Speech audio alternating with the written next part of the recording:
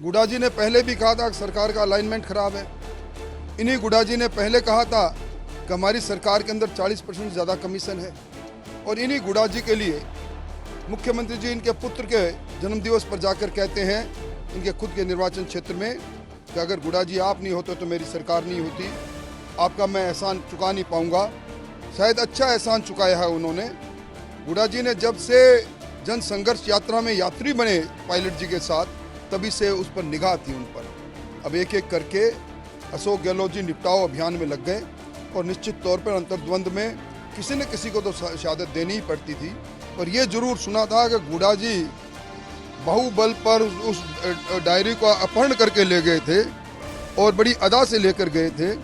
और उस बात पर उनको धन्यवाद भी बहुत जगह से मिले थे, किससे मिले थे, क्या मिले थे। पर अब लाल डायरी का राष्ट्रोद्घाटन जब होगा तो निश्चित तौर पर मैं तो मांग करूंगा कि लाल डायरी सामने आनी चाहिए, उसकी जांच होनी चाहिए। ये बात होगी कि सच्चाई बोलने के लिए बलिदान देना पड़ता है। ये तो धर्म शास्त्रों में भी लिखा है, बलिदान चलता रहता है। गुडा जी का बलिदान कोई बड़ी बात नहीं, पर इस सरकार का भी बलिदान साथ साथ हो जाएगा। दिव्या मदेरणा जी की बात करूं, रामनारायण मीणा की बात करूं, भरत सिंह की बात करूं, किसकी बात करूं मैं।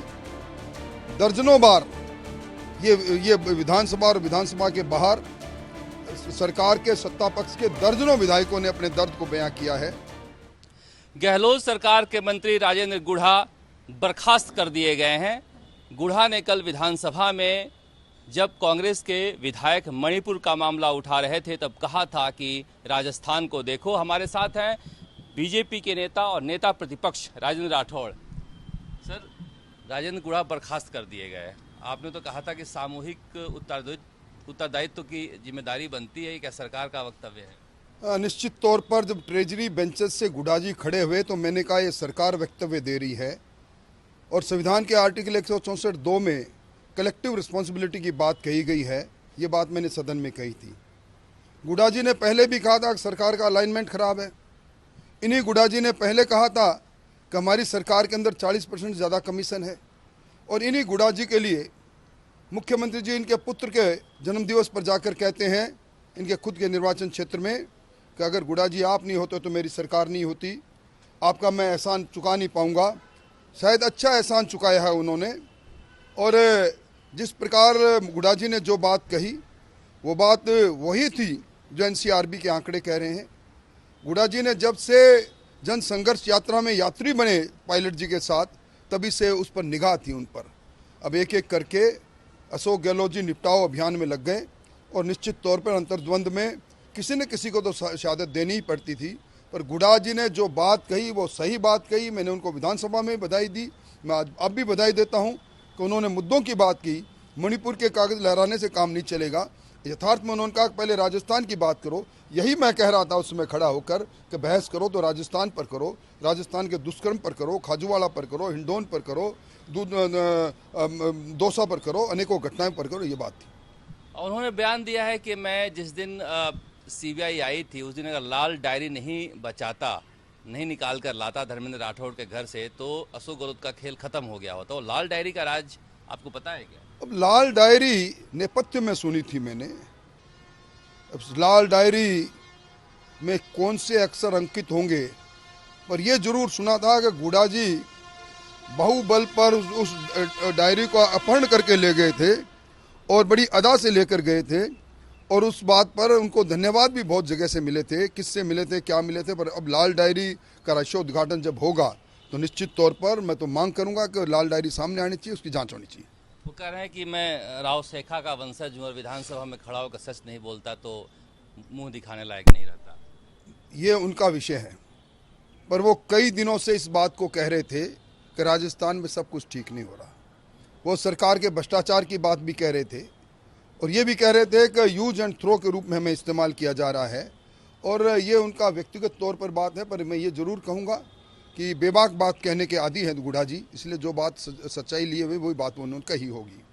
वैसे गुढ़ा जी ने आप लोगों को एक बड़ा हथियार थमा दिया है, क्योंकि उनके फॉर्च्यूनर वाले बयान को लेकर तो आप कहते ही रहते, अब नया हो गया कि बर्खास्त कर दिया महिला उत्पीड़न का मामला उठाने पर। निश्चित तौर पर जब मंत्री बर्खास्त होता है इस बात पर होता है कि तुमने ये क्यों कह दिया कि महिला दुष्कर्म राजस्थान में सरकार से संभले नहीं, महिलाओं की स्थिति ठीक नहीं। तो अब या तो सरकार ये तय करे कि उनका बयान गलत था।